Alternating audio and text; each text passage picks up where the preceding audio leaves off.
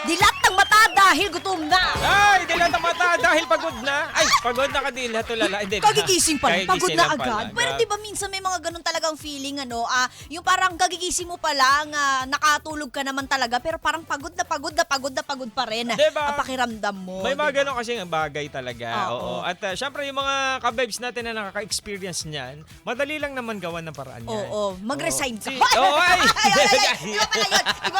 Iba pala yun. Eto. Sorry.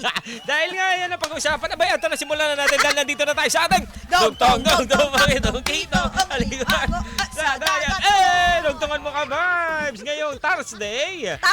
Dugtungan mo. Dilat ang mata dahil blank. Sa akin dilat ang mata dahil gutom na nga talaga. Ikaw ba? Oo, sa akin dilat ang mata kasi nga, Kasi nga, papasok na. hindi, siguro iniisip kasi, may ini-imagine. Oh, ha? Ano yun? Ini-imagine siya. Pero syempre, iba-iba tayo ng kasagutan. Kaya naman, simulan na natin. Ay, sabi ni Coach Everyday, Mama Mia. Aha. Joko Loco, ang kanyang kasagutan ay dilat ang mata dahil kailangan na magtrabaho. Tama ka dyan. diba? O, ito naman si Willie Kailan kasi Lagan. English kasi yung mga ano. Oh my goodness gracious. Nakatranslate sa'yo, Oo pero nga, Tagalog i-check ko. yan. Wait lang. Oo, ito Ita-translate. naman si Willie Lagan. Dilat ang mata dahil gising na. Tama nga naman. Oo nga. Oo. Ano ba yan? O, ito naman si Sty Salvador.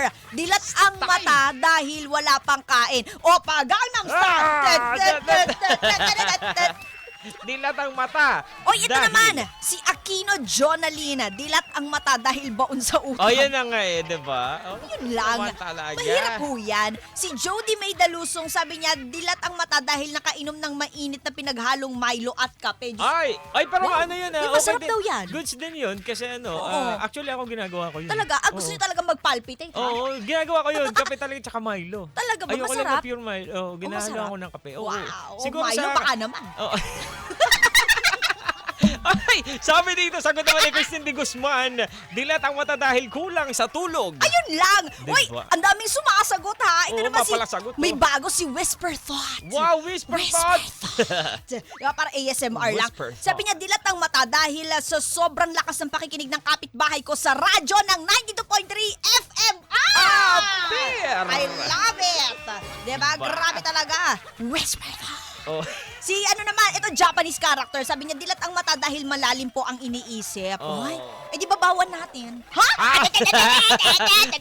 Ayaw bang basahin yung sagot ni Ryan, ano to? Sino dito? Ryan. Thesis ba? Ha? Wala Hindi ko naman sa makita. akin. Iba siguro. Wala sa akin. Meron. This is Ryan. Dilat ang mata dahil sa Ako sabog na.